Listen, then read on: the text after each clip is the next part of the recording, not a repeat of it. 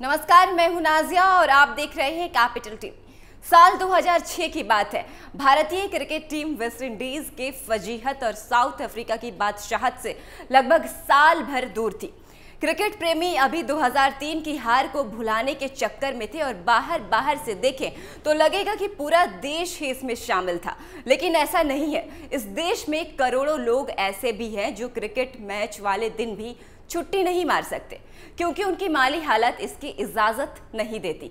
आज की रिपोर्ट में एक ऐसी एथलीट की बात करेंगे जिसने अपने शौक के लिए धनुष नहीं उठाया, बल्कि उसने धनुष इसलिए उठाया क्योंकि उसको 2 वक्त की रोटी की जरूरत पूरा करनी थी। इस रिपोर्ट में देखिए। ये लोग किसी कवर ड्राइव या यार्कर से खुश नहीं होते क्योंकि इससे उनके घर की रोटी नहीं आती, और अगर रोटी की गारंटी हो तो ये कैसा भी काम करने को तैयार रहते हैं।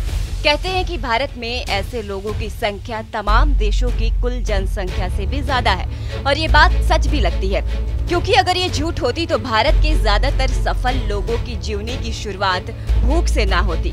ऐसी एक कहानी है तीर मार कर सोना जीतने वाली दीपिका कुमारी की। दीपिका कुमारी सिर्फ 16 साल की उम्र में कॉमनवेल्थ चैंपियन और 18 साल की उम्र में वर्ल्ड नंबर 1 आर्चर बनी। झारखंड की राजधानी रांची की रहने वाली दीपिका के पिता ऑटो रिक्शा चलाते हैं जबकि मां नर्स है। दीपिका की मां भले ही नौकरी करती थी, लेकिन उनकी सैलरी कभी 3 तो कभी 4 महीने पर आती थी। ऐसे में घर का खर्चा चलाना मुश्किल हो जाता था। कई बार तो ऐसा होता था कि घर में खाने के लिए कुछ भी नहीं होता था। इन हालातों से लड़ते हुए जब दीपिका 12 साल की हुई तब उन्हें किसी ने आर्चरी के बारे में बताया। पास में सरायकेला खरसावा नाम की जगह पर एक आर्चरी एकेडमी है। वहाँ सब कुछ फ्री है, ट्रेनिंग भी, खाना, कपड़ा भी और रहना भी। बस फिर क्या था, दीपिका ने सोचा कि इससे तो फायदा ही फायदा है। घर वालों पर बोझ भी कम होगा और साथ में हम कुछ सीख भी लेंगे। यही सोचकर दीपिका ने अपने मम्मी पापा से बात की और फिर तीनों लोग निकल पड़े सरायकेला के लिए।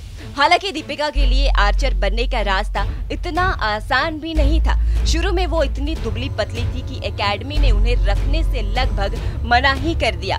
लेकिन दीपिका जैसी लड़कियों की यही तो खासियत है, बिना लड़े हारती नहीं। अपना सपना टूटता देख दीपिका ने कोच से कहा, मुझे 3 महीने का मौका दीजिए, ना सीख पाई तो बाहर कर दीजिएगा। कोच मान गए और दीपिका मारे खुशी के उछल पड़ी। लेकिन एक बात ये है कि दीपिका को ये खुशी आर्चरी की ट्रेनिंग का मौका मिलने पर नहीं थी। इस बारे में पूरी ईमानदारी के साथ उन्होंने नेटफ्लिक्स की एक डॉक्यूमेंट्री में कहा था, मैं बहुत खुश हो गई, लेकिन उस वक्त भी मुझे आर्चरी में इतना इंटरेस्ट नहीं था। मैं यहाँ आई थी क्योंकि मेरे परिवार की हालत बहुत ज्यादा खराब थी।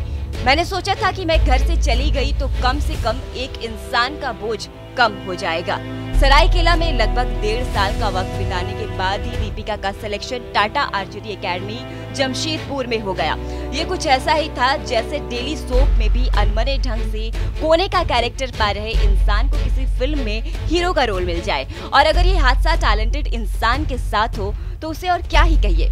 साल 2009 में कैडेट वर्ल्ड चैंपियन बनने समेत जूनियर लेवल पर तमाम कमाल करने के बाद उन्होंने साल 2010 में सीनियर लेवल पर भी खुद को अनाउंस कर दिया। साल 2010 में उन्होंने कॉमनवेल्थ गेम्स के रिकवर सिंगल्स और रिकर्व टीम दोनों का गोल्ड जीत लिया। इतना ही नहीं, उन्होंने इसी साल के एशियन गेम्स में भी ब्रॉन्ज मेडल जीता। फिर कैलेंडर में साल बदलते रहे और दीपिका आगे बढ़ती गई। हर रोज खुद में सुधार करते हुए दीपिका ने पूरी दुनिया से मेडल्स बटोरना जारी रखा। World cup, world championship, Asian championship, Commonwealth games, Asian games, Deepika ने हर इवेंट का मेडल अपने नाम किया है। अपने 15 साल की आर्चरी के सफर में दीपिका कई बार वर्ल्ड नंबर 1 भी बनी। हालांकि इस दौरान वो ओलंपिक्स में कभी मेडल नहीं जीत पाई। 2012 लंदन ओलंपिक्स में वर्ल्ड नंबर 1 रही दीपिका पहले ही राउंड में हार गई, तो साल 2016 के रियो ओलंपिक्स में उन्हें अंतिम 16 में हार मिली। पूर्व भारतीय आर्चर और दीपिका के साथ लंबे वक्त तक खेली डोला बैनर्जी की माने तो दीपिका के बेहद खूबसूरत सफर के ये स्पीड ब्रेकर भी इस बार टूट जाएंगे। दीपिका ने जून 2021 में पेरिस में हुए वर्ल्ड कप में 3 गोल्ड मेडल जीतकर टोक्यो 2020 की तैयारी का परिचय दे दिया है। इन मेडल्स को मिलाकर दीपिका अब तक वर्ल्ड कप में 9 गोल्ड, 12 सिल्वर और 7 ब्रॉन्ज मेडल जीत चुकी है। हालांकि दीपिका के हालिया गोल्ड मेडल्स को ओलंपिक्स मेडल की गारंटी नहीं माना जा सकता।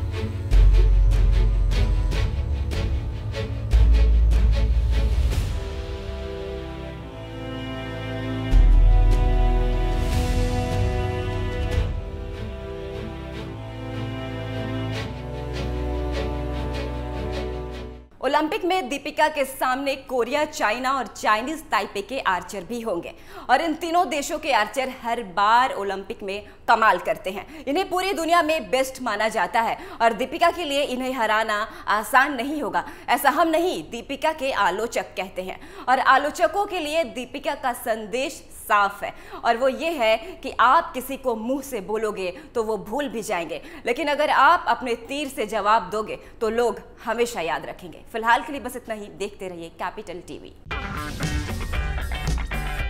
अगर आपको हमारा वीडियो पसंद आया हो तो इसे लाइक करें, हमारे चैनल को सब्सक्राइब करें और हाँ, बेल आइकन दबाना ना भूलें ताकि आप तक हमारे वीडियो की नोटिफिकेशन पहुंचती रहे। आप अपना सुझाव हमें कमेंट बॉक्स में दे सकते हैं। हमारे साथ जुड़ने के लिए शुक्रिया।